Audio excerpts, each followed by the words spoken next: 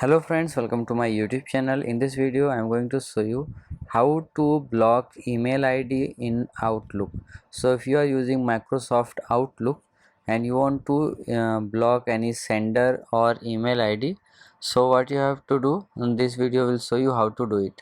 So first, if you are using in browser, just log in your browser, and if you are using in your app, open your app, and then here you will see setting option.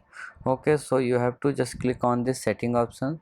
So when you click on your setting option, here you will see four options: general, email, calendar and people. Okay, so you have to just click on email. So when you click on email, here you will see many options, but to block any sender or email ID, you have to click on junk email. Okay, now click on junk email, and here you will see add option, block sender and domain. Now here you have to click on add and enter the email address which you want to uh, block. Okay, now just click on enter, and then you have to click on here send or save.